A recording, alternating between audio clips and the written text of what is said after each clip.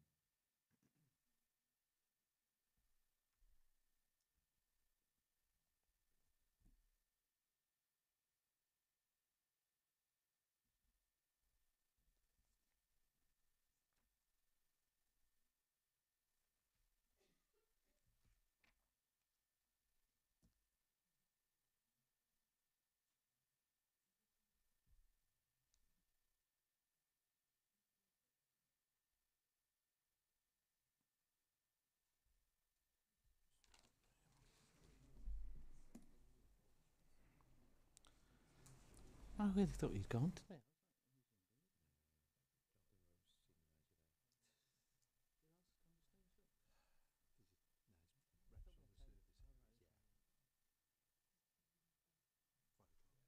Right, it's 5 o'clock, so we'll start the cabinet. Welcome for your thank you for your attendance. So, first item is apologies for absence. Thank you, Chair. We have apologies from Councillor Davis, Councillor Carter and Councillor Minor. Thank you very much. Item 2, declarations of interest. Stanley, please declare them. Item 3, the minutes of the meeting of the cabinet held on the 12th of July. Moved, seconded. All in favour? Sorry, no. Thank you very much. Thank you. Right, we'll move on to item 4, which is the Lillishall Parish Neighbourhood Plan.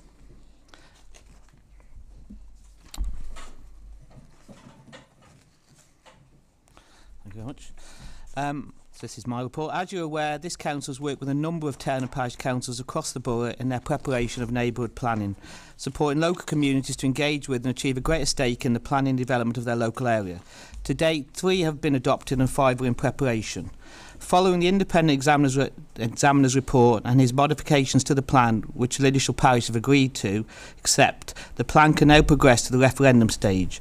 The purpose of this report is to seek Cabinet approval for the neighbourhood plan to proceed to referendum.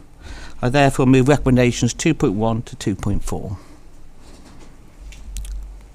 Is there a seconder? Oh, yes. Yes, thank you. Any comments? No? All in favour then? There you go. It's passed. Well done. That was good. Nice and easy. We'll wait for the outcome of the referendum now. Right. Item 5. This is me again. The Newport Neighbourhood Plan. We just passed one to go to referendum. This report is to recommend that Cabinet make the Newport Neighbourhood Plan following the outcome of the local referendum held on the 26th of July 2018.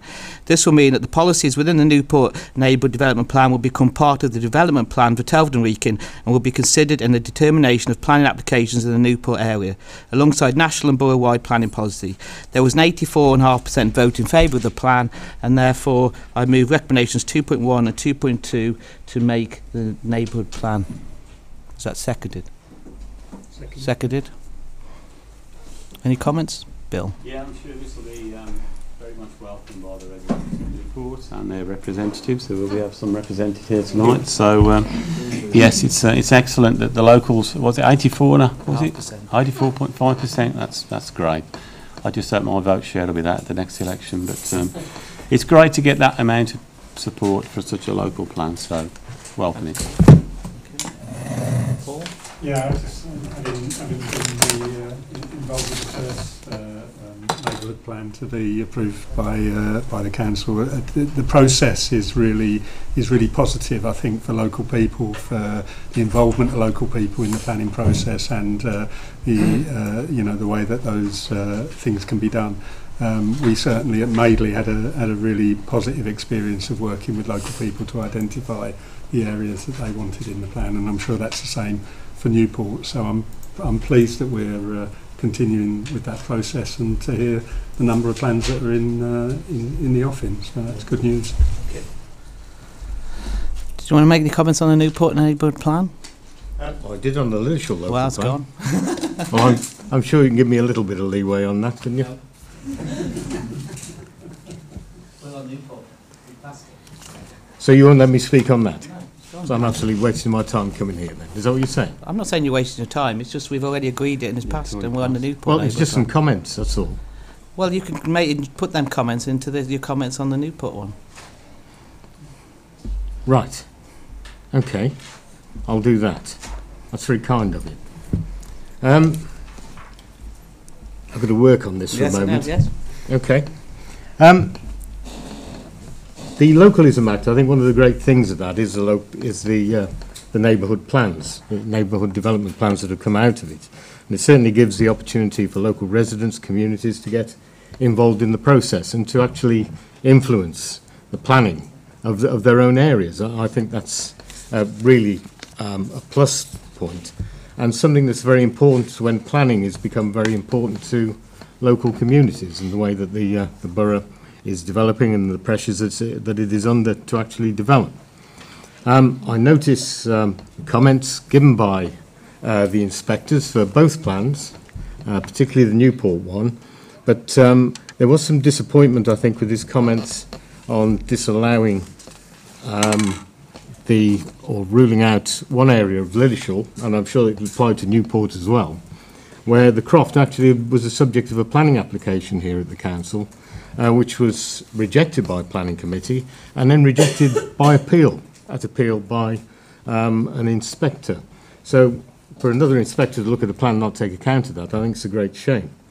But I do have to pay tribute to all those people in Newport, Tim, and Lillishall, if I can mention that in passing, for the work that's been put into this. Now, I've been involved in this to an extent, and it is a tremendous amount of work and tremendous dedication to do this, and I do pay tribute to all those people that have actively got involved in this.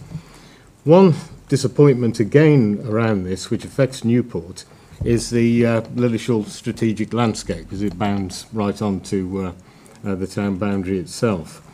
It was a shame that we didn't manage to get that through the local plan. I was there when it came up at the local plan inspection, and it was a failure by this council to actually put a good deal of work into that.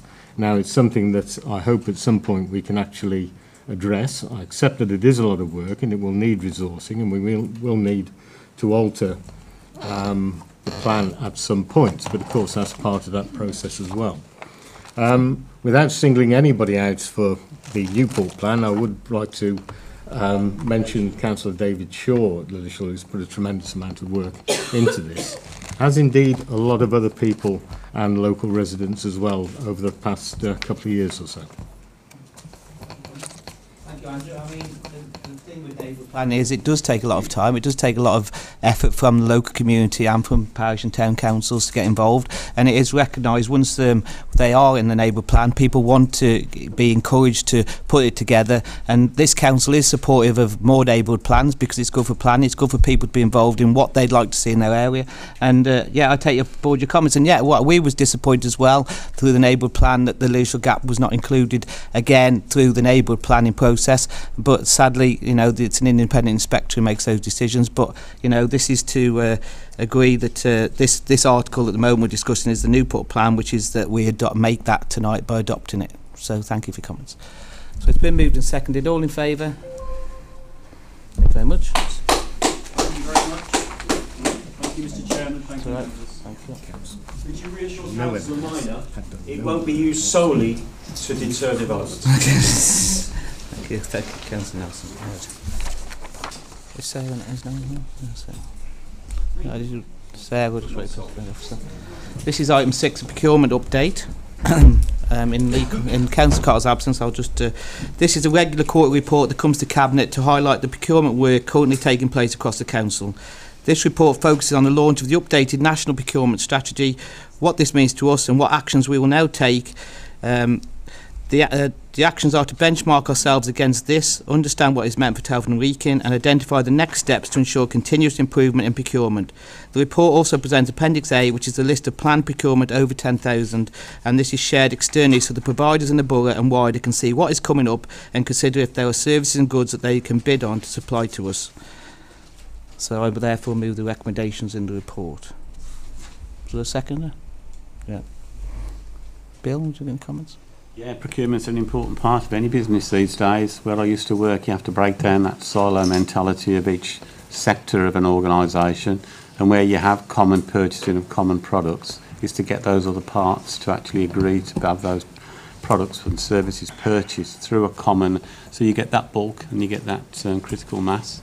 So I welcome the savings that it's made, and may you further go on to make even more savings. Andrew, you've got any comments? No. No. Paul? Yeah, well, thank you for the report and all the hard work that's being done on procurement. We know that it is a key area for our future and ensuring that we are an authority that is moving forward. So thanks a lot for all the hard work. Thank you. Thank the teams there as well, yeah. Right, it's been moved and seconded. All in favour? Thank you very much. Move to item 7, which is ultra low emission vehicle strategy. Councillor Rhodes is going to... The ultra low emission vehicle strategy sets out how the borough will seek to meet the rising demand and the use of electric car ownership. Recent findings on the damage and health issues that air pollution can cause, particularly from vehicle emissions, has highlighted the need for change and has seen the implementation of a government ban on all new petrol and diesel cars from 2040. As such, we know that change is coming. However, with the vehicle manufacturers announcing the switch to electric vehicles for many of their new fleets, the pace of the change and new technologies is likely to increase over the next few years. Within Telford, we are fortunate to have good air quality, and we currently have no air quality management areas compared to other boroughs. However, we can't be complacent. Emissions from vehicles is still one of the biggest contributions to air pollution in the borough. We need to ensure that we have a plan in place to ensure we can put the necessary infrastructure in over the coming years. We will be watching carefully the information coming out from the car industry before deciding what the right infrastructure is for Telford and Wrekin. We don't want to invest in something too soon, only to find out it's obsolete and not what the car industry are recommending. I'm sure members will appreciate this agenda in moving with pace, and we will be following it closely. Officers have been tasked to bringing back business cases outlining investments to be made and an update the action plan that supports this strategy on all annual basis due to the pace of change.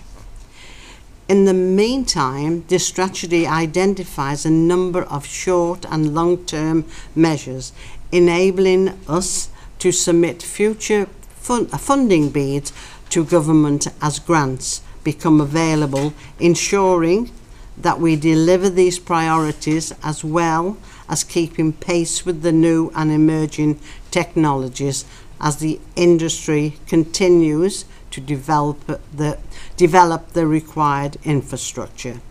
So I move the recommendations of this report for your approval. Thank you, Audrey. Is there a seconder? Councillor Reynolds. Any comments, gentlemen? Yeah, I welcome it. Obviously, we're going to have some plug-in points I can see coming up in future ones, and almost in parallel to this, I'm not sure you can describe it as an ultra-low emission vehicle, but a bicycle is pretty close to that.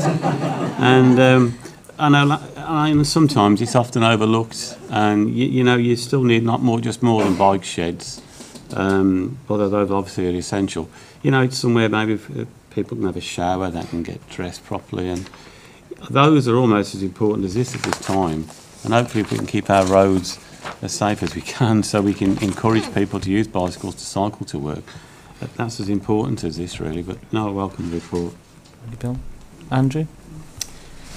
Well, I must admit I was disappointed by the report itself. I think we should be leading by example as a local authority. There's no particular budget in there at all to further develop this strategy.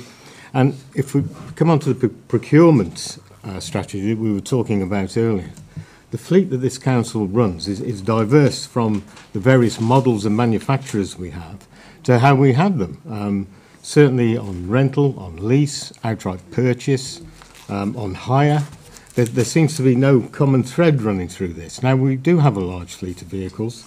I would have thought that the procurement policy actually could be used to enhance this further and to start standardising in our fleet. And certainly if we're looking at going for this sort of technology, and it's going to come, there's no two ways about that, there's a golden opportunity to do that. But there's nothing about that in the procurement strategy either. And the other problem we've got, of course, with this is car parking spaces and actually being able to put these in. And there's no strategy in planning either to deliver these within car parking spaces. Now, I don't see any evidence at all, Hilda, of any conversations with business to establish their need either. Now, I do understand it is expensive, it is chicken and egg, but it is something that is going to happen. And as a local authority, we should really be leading the way in the borough with it. Exactly, that's why we've started off with this. The officer is there if you want to ask. Andy? Yes, I'm saying that we have made our move. And I would wholeheartedly agree with you there, Andrew, and I would hope that you will be pushing your MPs to talk about how we might be able to get some money to help innovate in this way. You'll be aware of the hundreds of millions of pounds that we've had to cut, so therefore our chance to innovate at the moment is stifled by a government that is so short-sighted in its approach to local government that it just wants it to disappear. And I understand that Somerset might be doing that this year as well. So I'm sure that your MPs down in Somerset will be a bit worried about that. can I say, you know, asked me you that with cannot MPs and I will do sit that, there. you know, I'm You quite happy cannot to do sit it. there and suggest that this council is short-sighted when your government is cutting the funding of this council year on year. And until that changes, we will continue to be innovative as we have been. Let's look at the solar farm which you voted against. Show me a profit and loss account. Let's look at the other ways. We've been innovative in looking at different things at a time when it's hard to be innovative. Please talk to your MPs, get them to agree with your argument and to fund us properly so that we're able to do those innovative things. Do you know, I was encouraged by your earlier comments. It just seemed to go a tad downhill after that, you know, Paul. Andrew, But I will talk. Andrew, I'm happy to do so. Andrew, would you like to add some comments? Chair, just on page 236 of your report, there is a list of, under the Appendix C, where it lists funding. There are a list of grants that the council will be exploring to invest in that infrastructure, for example, around taxis. So there's a list of examples there where we will be, having had this strategy approved, bidding. And on page 235, it does mention in the local transport plan about the council will take the opportunity to initiate trials of new vehicle technology for its own vehicle fleet where there's a cost saving. So it probably isn't as explicit in the action plan as it needs to be. It's in the strategy. I'll make sure that action plan reflects that. Well, I would say, I mean, that as Hilda said, that, you know, there is a business case being drawn up for this. But you made a comment, Andrew, about chicken and egg, and it is. I mean, I did have a meeting regarding electric vehicles because of the Prime Minister's announcement that you know, the diesel and petrol cars would be got rid of, about how we look at the borough and the charging points we have in the borough. It isn't as simple as they're the same ones, you know, different cars have to pull up different points. The industry needs to change, because if people are going to invest in these things, then to make the green energy and green cars work, then we need to make sure that it's standardised, that so people investing in a charging point, even in the house builders as well, building for electric vehicles, don't have to put 4 or 5 different charging points to match whatever vehicle you buy. It should be a standardised charging point, and that makes investment in these things easier. It also, as Andrew said, there is grants that we can look at applying for the future, but we have to start somewhere, and this is the start. So, you know, put it in planning policy on charging points in houses. Make it part of planning. That's why I had a meeting. Okay, it has been moved and seconded. All in favour? Thank you very much. Back to the front. And it's DPH here. Yeah, Arnold, over to you.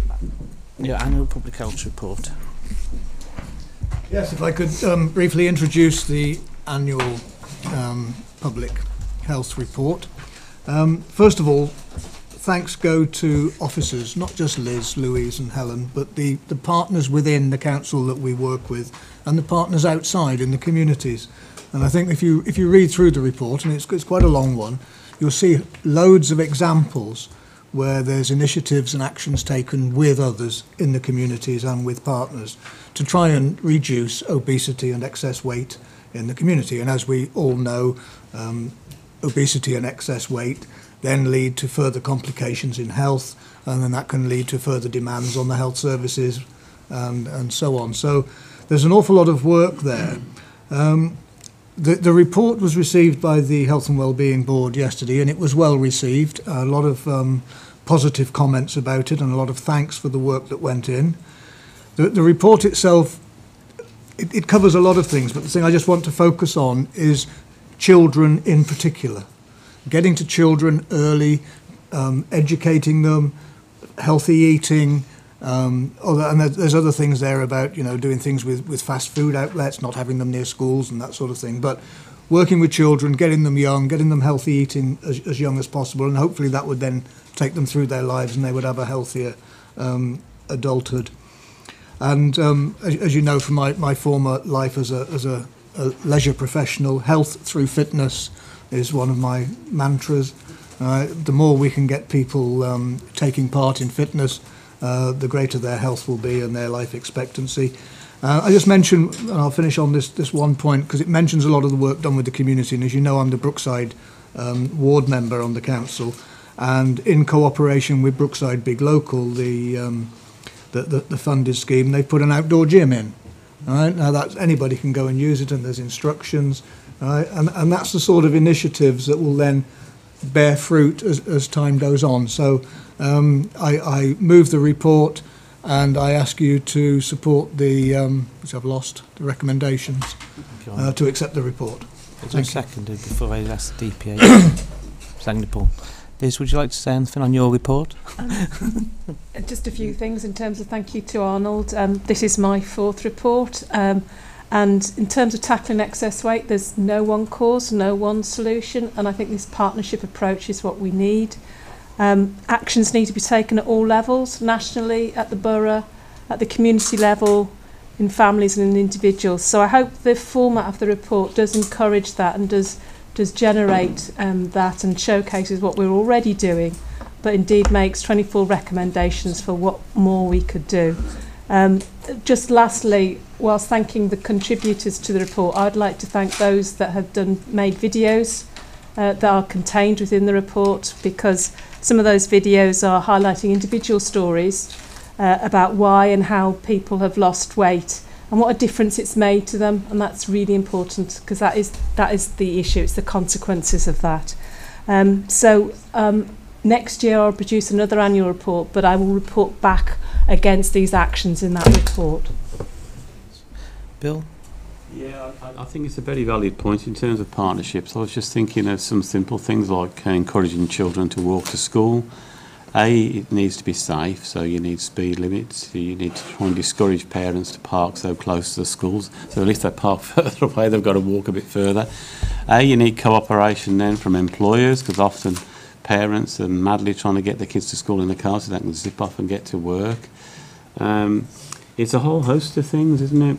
The one good thing that the Conservatives have done, I'm sure I can say this, is that, the sugar tax, you've got to start somewhere, and to actually acknowledge that it's almost as big a health problem as cigarettes in some ways, eating too much.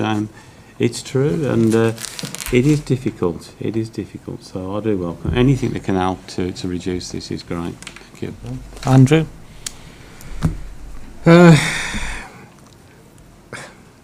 Where to start? I agree with Bill. The sugar tax was a huge step forward, and it's a very good step as well.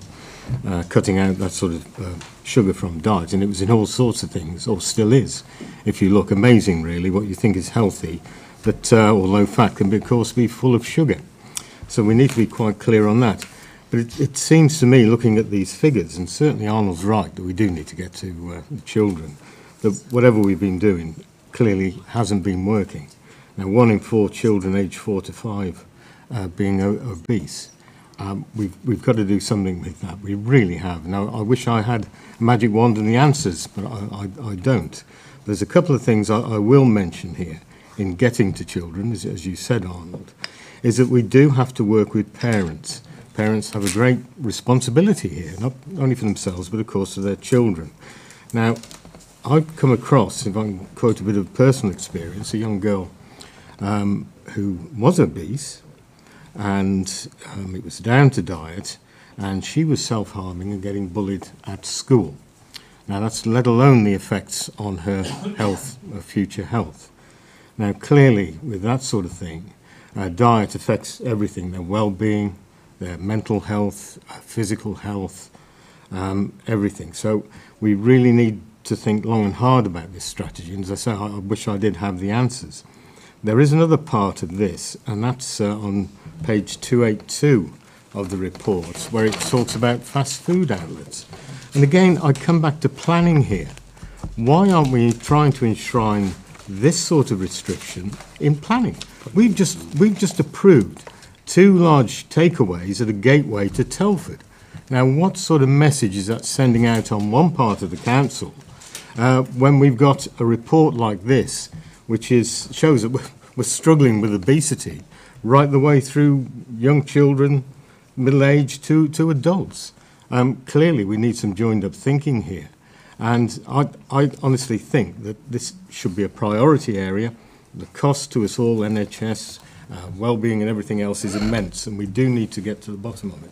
Thank you, Andrew. Paul? Yeah, again, I find myself agreeing with Andrew, which is a bit worrying, really, twice in one night. But you know, the issue of working with communities, with parents, is key to this, and it's good to see in the report that highlighted, and the fact that we will continue our strategy of working to build resilient communities, because that's what will make the difference. I think, Andrew, is investing in our communities, making sure that the right kind of support is there for the kind of interventions that work. We are finding out more and more what interventions work in terms of this, and we've done some really interesting work over the summer with different community groups looking at these issues. You know, it's a huge issue. It is a time bomb, because obesity doesn't just lead to the things you've been speaking about, Andrew, for young people, but later on in life, it's a huge cost to our National Health Service and to people's life chances. And we need to be working as hard as we are.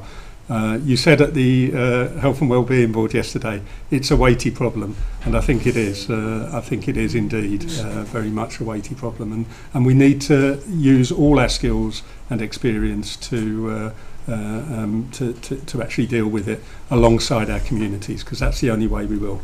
Thank you. You got anything to add, Arnold? I welcome the comments, and I welcome the identification of the issues and the problems that are out there, and the comment about the takeaways, I'm not an expert on planning, but I understand that those takeaways are classified as restaurants and therefore don't enter a certain set of figures, right? But the very fact that it's raised, the very fact that our Director of Public Health has raised the issue, examined the issue, identified positives and negatives and areas that need to be developed and worked on is for me the positive aspect of this report. The very fact we're saying, look, here are the issues, here's what we're trying to do, here's what still needs to be done, and that's why I welcome the report and I move it. Thank you. Thank you. All those in favour of the report? Right, that's the last item on the Cabinet agenda, so thank you very much for your attendance and have a good evening.